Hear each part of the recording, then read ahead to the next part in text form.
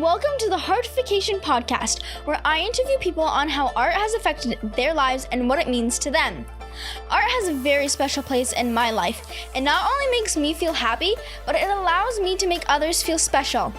This podcast is all about how art has made an impact on others' lives, for all ages, all backgrounds, and all walks of life.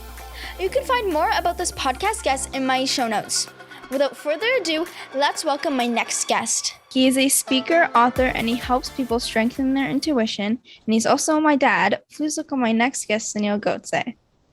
Hello. Hi, Dad. So the first question I always ask is, how do you define art? So art to me is, as you say it, how you express yourself. So art can take many forms. So there's expression in actual art, there's expression in dance, there's expression in writing and speaking. All of those I see as different forms of art where you're really kind of expressing yourself, as you say, and then other people can, really kind of, they can enjoy that expression through your eyes. Yeah, that's awesome. That's exactly my definition. And what art forms are you exposed to? Well, ever since you started painting, I got exposed to, things like acrylic and watercolor. But I've been exposed to speaking because I speak on stages. There's also the written word, podcasts that I listen to on a regular basis. So these are all different types of art forms where I'm really engaged. I'm really trying to learn from the artists. And when I put artists sort of in quotes, it's more about who's speaking or who's writing from their perspective and what am I learning from that. And from that learning, that learning really enhances my learning and my ability to gain knowledge, which is really important. Yeah, that's awesome. And how do you use creativity in what you do? So for me, I use a lot of creativity in when I'm looking at interviewing people. For example, my podcast series, I'll find really interesting, creative type of things that they've done where I'm really looking at intuition, which is what I talk about a lot, and how it got them to make that decision that sometimes is different from what other people have made. Or if it's a podcast topic or something, a book that I'm listening to or reading, then what is it about that title or that subject that is really, really interesting? And so when I find that, then I can use some of that creativity in the things that I write on blogs or that I can talk about on my vlogs or in my podcast series. And so that way I can use the creativity of others as well as my own creativity in how I do things and then bring that out to the world. Yeah, that's awesome. And like when you're creative, like people are looking at your business and then they're more attracted to it because it's different and unique. So I think it's really important to be creative. And do you see speaking as an art form? And if so, why? So speaking is definitely an art form. And the reason why I see it that way is because when you're speaking, either on stage or in a podcast interview, or if I do a live or if I do a vlog, it's a couple of things that I'll talk about it from an intuitive perspective, is that things that people are picking up on. So they're picking up on your tone, they're picking up on your body language, they're picking up on your storytelling, they're picking up on your past experience, and they're really soaking it in. And what your brain actually does is it starts to see, okay, how has that happened in my life? And so there's this connection that gets established. So when you're speaking, you have to use things like your body language, your gestures, your intonation, the words that you use.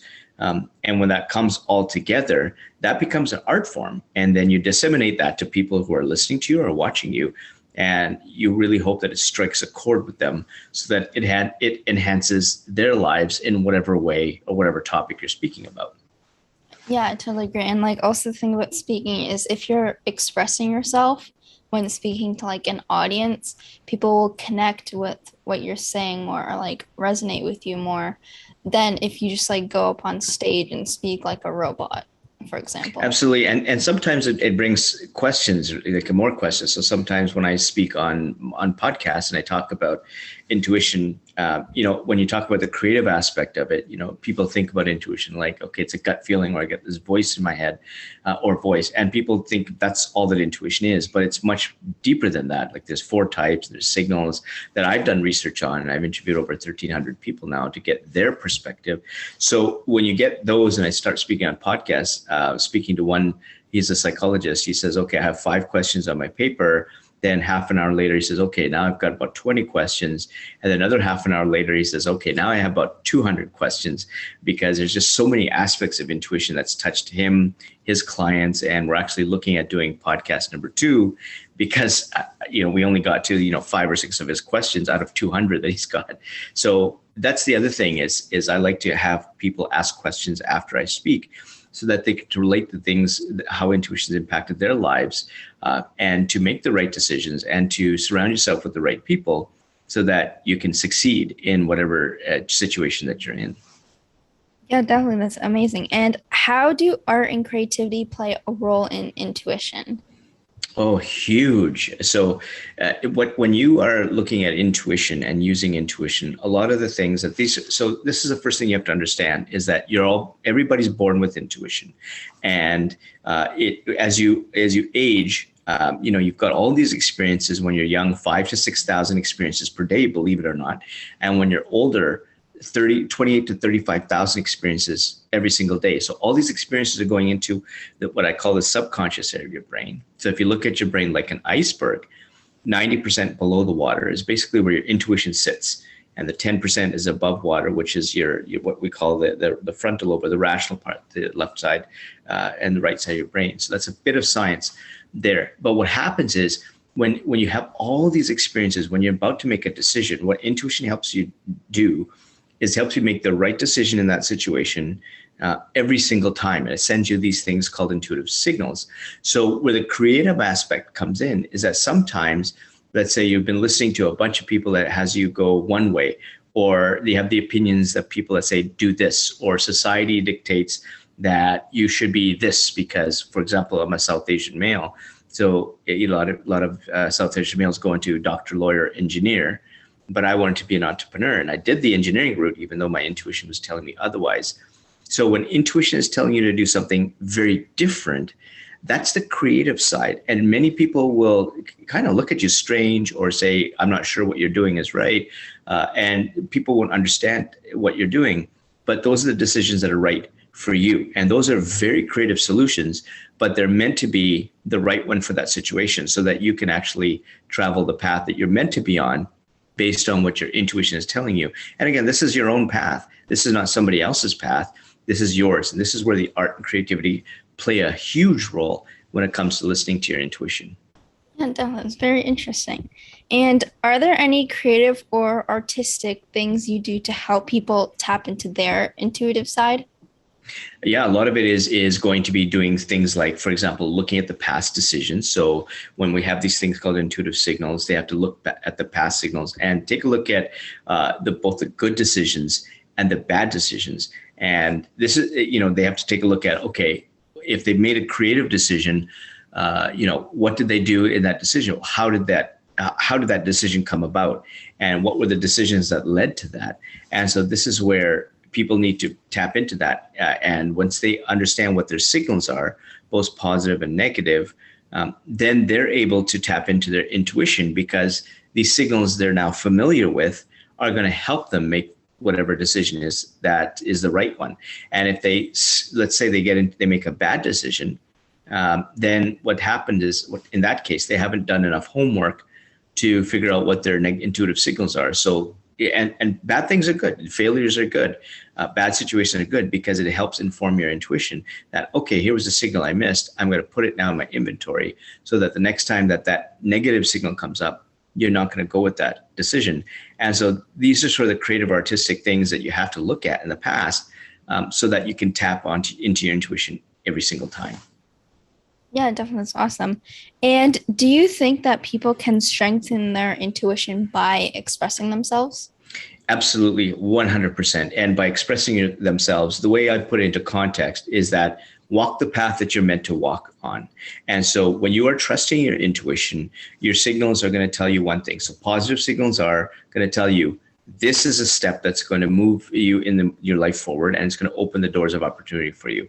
A negative signal is going to say, no, don't go that route because it didn't work for you in the past. You need to take a step back. And so by constantly expressing yourself through these decisions and paying attention to these intuitive signals, you're able to strengthen your intuition, because every single time you're going to start listening to your intuition to tell you what that path is. And that's expressing yourself, whether it's going to be by actually taking the action, by your thoughts, by what you write, anything like that where you're expressing yourself is really based on intuition. And the more you do it, the stronger your intuition gets. And the stronger your intuition gets, the better the decisions you're going to make, and the faster that you reach success. And there's something that I also call opportunity cost. And opportunity cost is something where if you make a bad decision, it's just not the cost of that bad decision. It's also the cost of the good decision that you could have made. So actually, when you make a bad decision, it's 2 times the cost. And so it's also, you're a bit weaker when you're not using your intuition because you're not listening to it. So you have to keep that in mind when looking to strengthen your intuition. Yeah, definitely. And I see writing as an art form. So do you feel you were able to express yourself when you were writing your books? Oh, 100%. So writing my books was really taking a look at my experiences in the past and what worked for me. So when I wrote my first book, which was Fail Fast, Succeed Faster, the premise of that book is that if you were to read from the failures of others, then you should be able to succeed faster because other people have already failed for you, in a sense. And so what happens is, as long as you don't repeat those same failures, you should be able to succeed faster. And these are stories from close to 300 people. Some of them were past clients of mine who have failed and have told me that this is how they failed. So that book was structured in how I saw you can succeed based on where you are in your business if you're starting out versus when you're a little bit more, into the business, or you're longer in the business, or you're expanding. And so this was my expression of how I thought you were going to succeed. And when it came to my second book, which is Gut, this is now taking a deep dive into intuition. So, intuition, when I first started, was I used to research it way back then. It used to be like, okay, voices from God or coming from the cosmos. And that's fine if people define it like that. But I needed to really see intuition from sort of an art and science perspective. So, for example, when you look at a piece of steel, and you'll learn this if you ever go to engineering, or for those who are listening who are engineers, steel has a mass-like property and a wave-like property. And I kind of saw intuition like the same. So there's this sort of art piece where I had, a voice where I heard when I was 5 years old, or sort of those gut feelings, or some CEOs have seen omens. And so you kind of get that art part. But then I really needed to see the science part of it.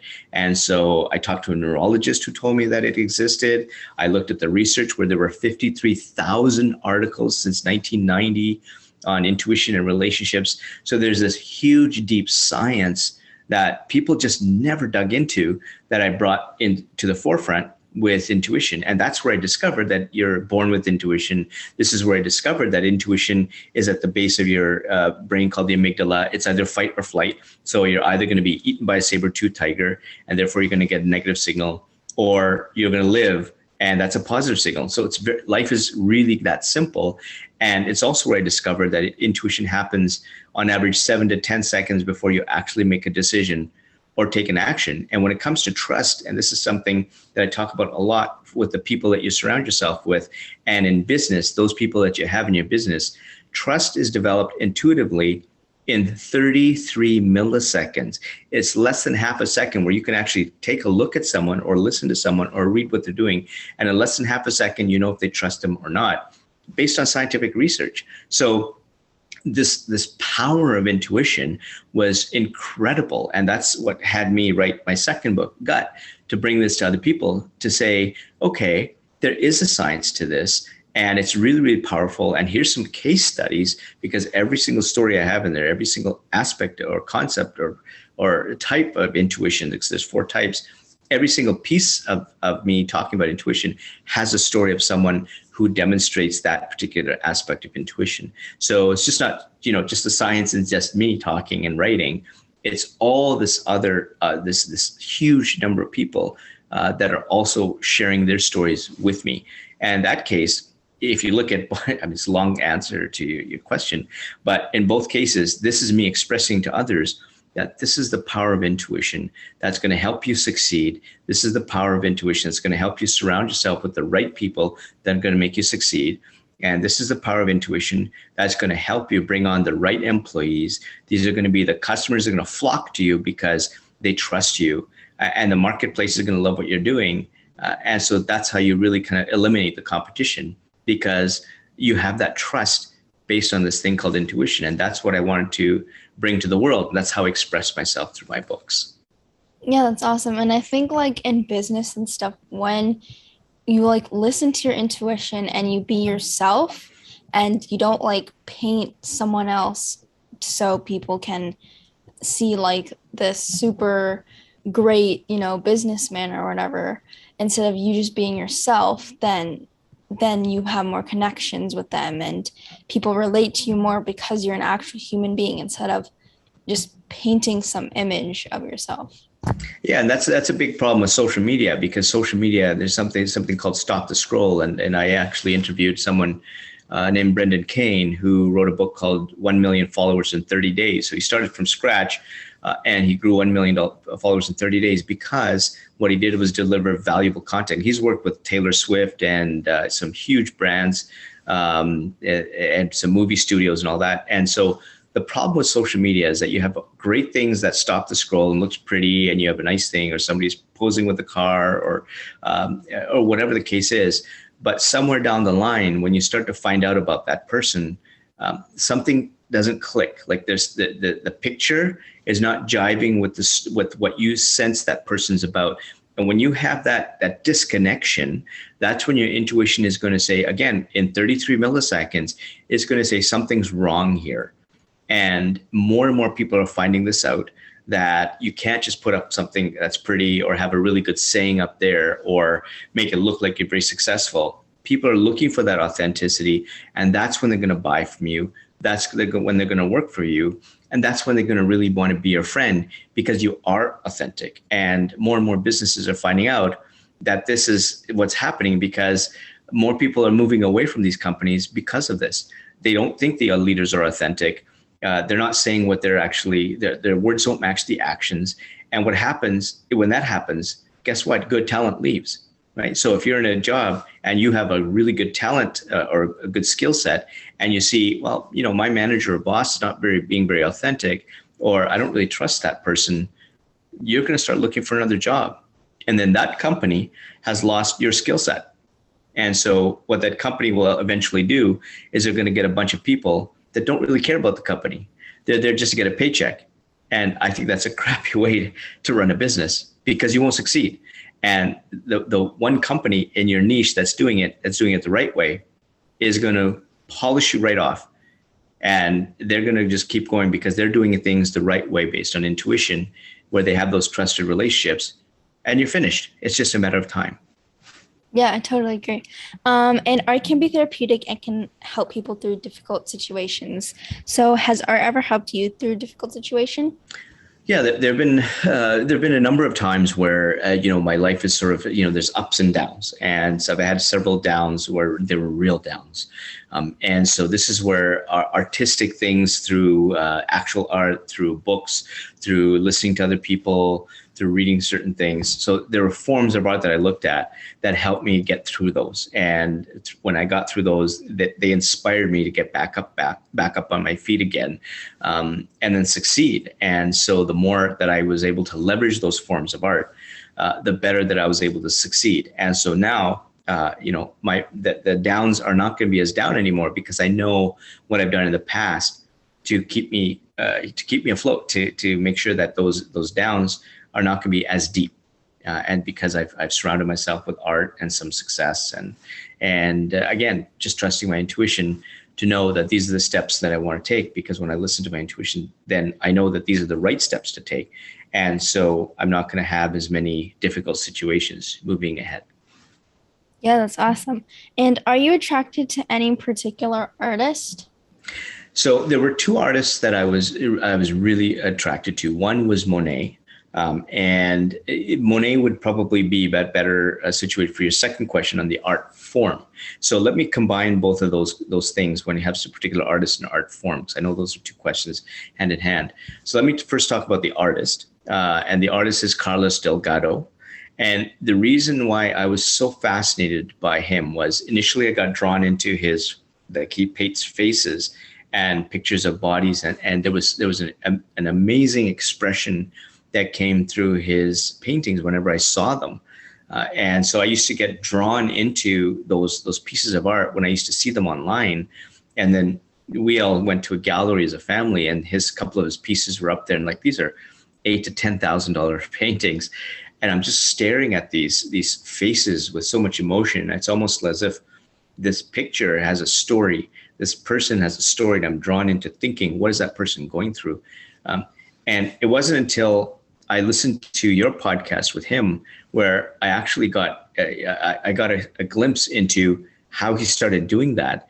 And so for those who haven't listened to that podcast episode with Carlos, he actually talks about a time when he was frustrated, and he took paint on his paintbrush and threw them on a canvas and let that go overnight just out of frustration. And in the morning he comes, and then that canvas, the paint on the canvas came out to be like a face. And then he just drew that out into a body that sort of pops out.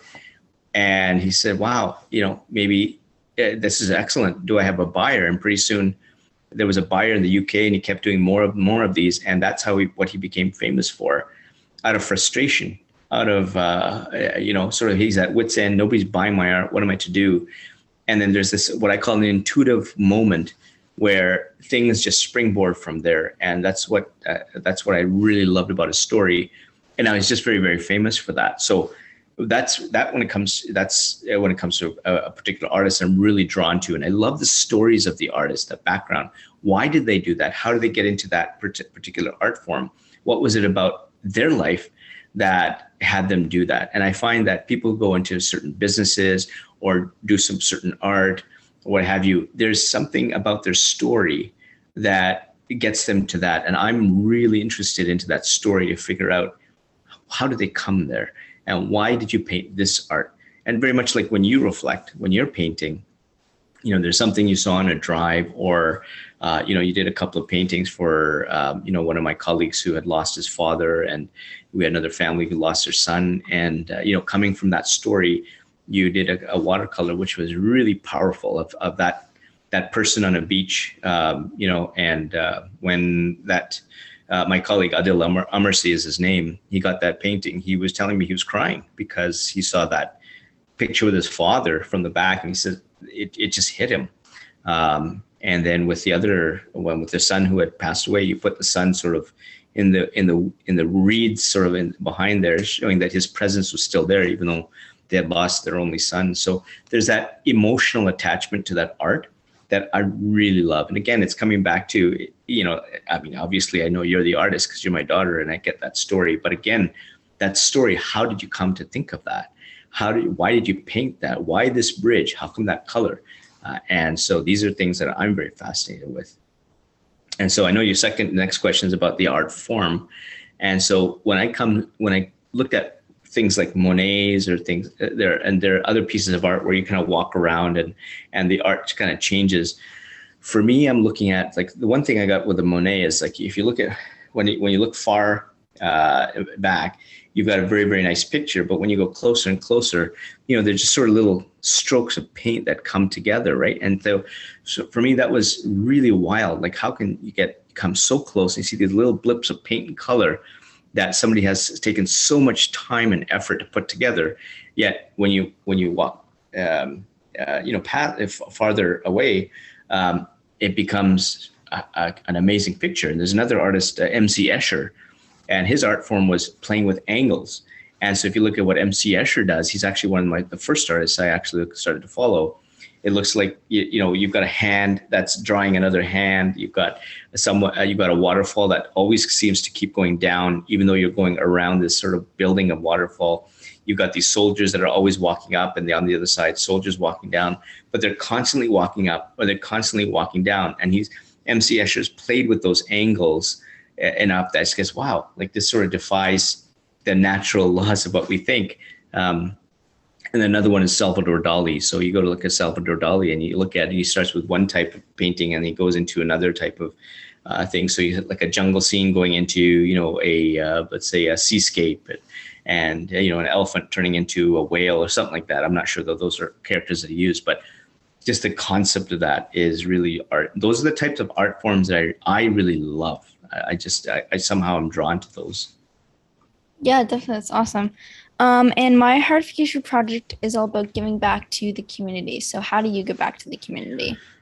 So if there's anybody that ever needs any help, if they're in a difficult situation, one thing is that I reach out to them. If I see any distress or somebody's having a hard time, I'll reach out to them individually and help them out. And so the best story I can give you, it was I was watching a video, and it was a Prince EA video, and there was somebody who reached out. This is maybe a few, I don't know why my intuition had me scroll through the comments, and it stopped on this one message saying, I need to talk to somebody. And I reached out to that person, and I ended up phoning him, and he was at his wit's end. He had just lost his job as a 20-year-old welder, and he was about to give up on life. And he couldn't even get a job at a gas station. He had a daughter, he was divorced, and so everything was going against him, or so it seemed. And so what I just had to do is just change the conversation around. And I won't use the formal terms of intuition, but what I'll do is I'll say, okay, what have you enjoyed in life? What do you love to do? And he says, I love to fish. That's the time I spent with my daughter. I love, for some reason, he had a love of doing videos. And he says, I love sort of the digital marketing aspect of things. And I said, well, excellent. So why don't you do videos on fishing? And why don't you teach people the proper way to fish? Because you've got all this knowledge of how people are doing it the wrong way. Why don't you do that? And then what you do is you introduce things like fishing rods and lures. And again, I'm not a fisherman, so I'm just naively talking about things I know about. But why don't you go to these companies and say, hey, listen, why don't I feature your rod when I'm catching this type of fish and this lure? And if somebody buys this off my website, then why don't you give me a piece of, it's called commission, right? Or it's called affiliate marketing. And so they'll give them, 5% or whatever it is. And I said, do that because that's what you love. And when you do things in life, you start doing things, or you have a business that you love to do. I mean, you're doing art and you're raising money for disabilities and illness through things that you love. I mean, I have such a passion for intuition that I'm doing that through everything that I do with my website, my podcast series. I was just getting him to do the same thing. What did he really love to do? And then 3 months later, I touched base with him, and he had a good digital marketing play, and he was making some money. And he was so happy, and him and his daughter have now reconnected, and he found that meaning to life.